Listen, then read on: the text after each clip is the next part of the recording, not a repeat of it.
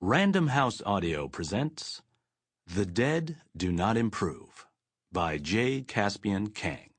Read for you by Feodor Chin. Dial M for murderousness. 1.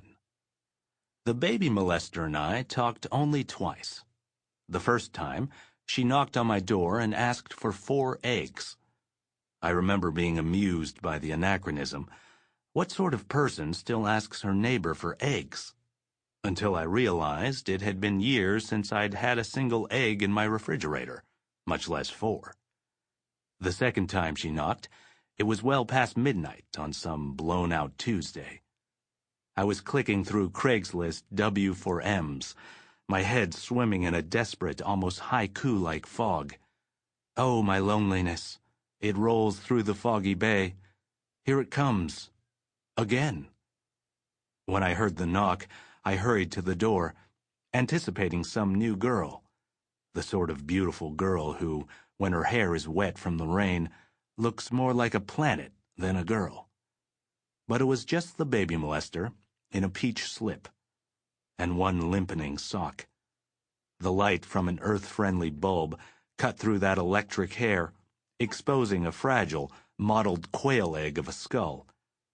A look somewhere close to smugness hovered over her shiny face. She asked for a cigarette, and after an awkward pause, asked for 2.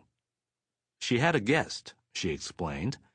I gave her 5, and really considered asking her some questions, but did not. 2. It was Kathleen who came up with the name Baby Molester. This was 3 years ago, at a concert in Golden Gate Park. I had just moved to San Francisco from New York.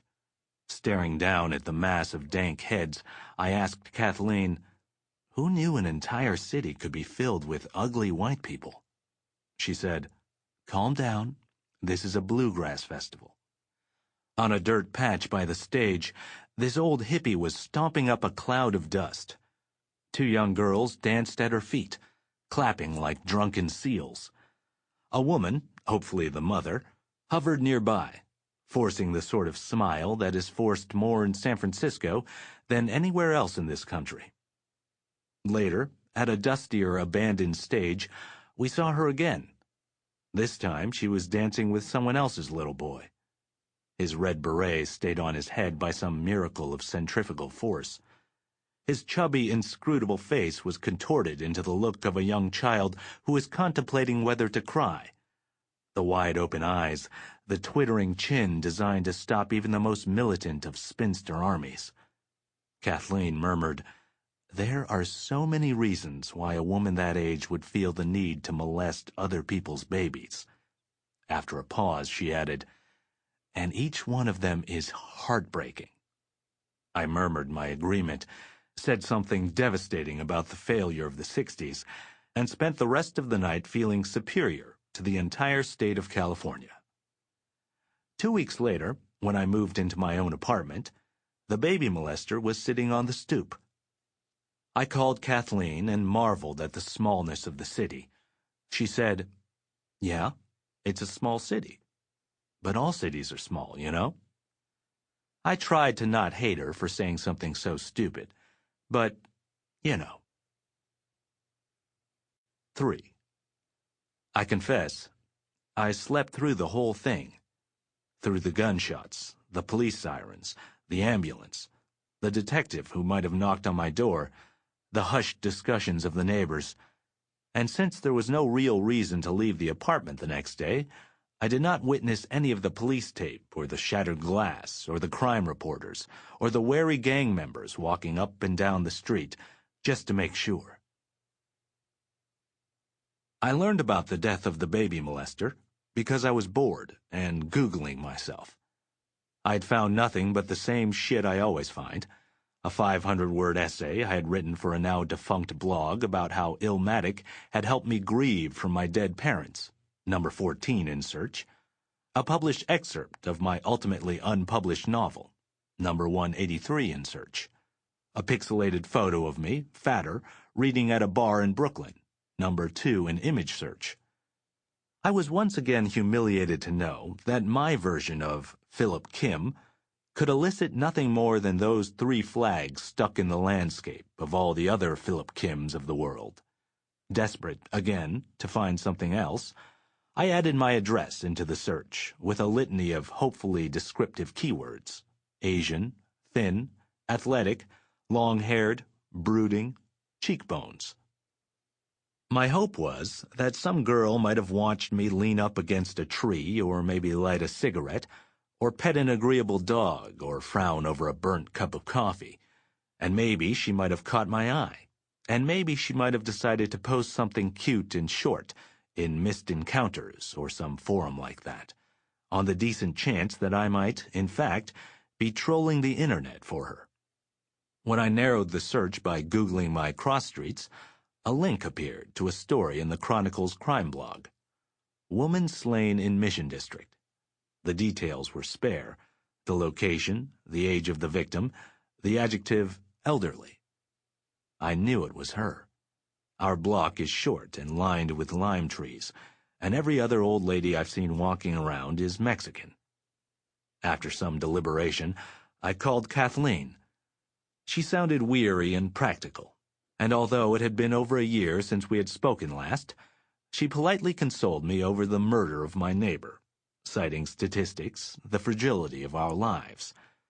One day you take the 31 to Golden Gate Park to dance with the children of people who see you as nothing but a testament to the exhausting reality of idealism.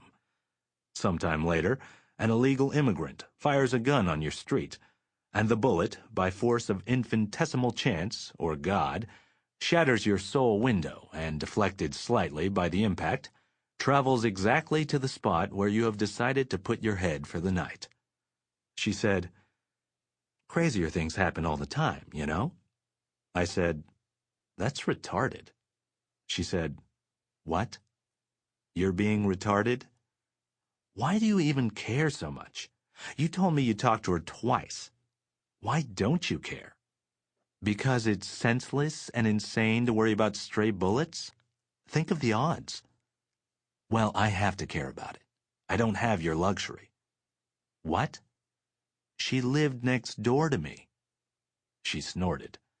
A cautious distance colors us all banal. At least that's the tendency.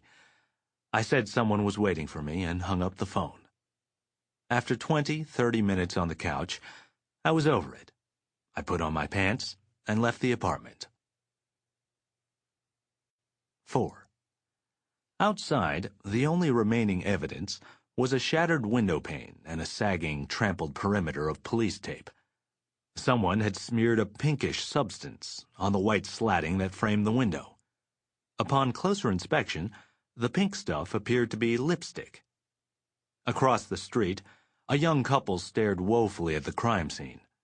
They lived in one of the gentrifier condos. The guy was always making an effort to talk to the block's indigenous Mexicans. In 2 years, neither the guy nor the girl had ever said a word to me, because their safety was not compromised by my presence. The girl was the sort of girl who looks best in jeans and a performance fleece. She had an extraordinary ass. The man owned but rarely rode a turquoise Vespa. When he saw me walking down the steps to the sidewalk, the guy shrugged, but with meaning. Because I am a bit of a coward, I shook my head, approximating his meaning. My way of saying, "It's a damn shame," to those people. 5. I wandered around for a while before admitting there was nowhere to go, so I ducked into Bean and took a seat near the bathrooms. I hated everything about Bean. The unfinished ceilings, the Eames wonderful chairs, the sanitary tables, the architectural cappuccinos, the barrel-aged indie rock. Still, I was always finding myself there, partly because it was a half block from my apartment, but also because I, demographic slave, am always finding myself in the places I hate the most. I ordered a cappuccino and read the Chronicle's crime section. Someone got beaten badly on 26th and Treat. A pizza shop was held up in Oakland. Under a footbridge in the Tenderloin, police found a homeless man who had been stabbed to death. My mind drifted to Sample complete. Ready to continue?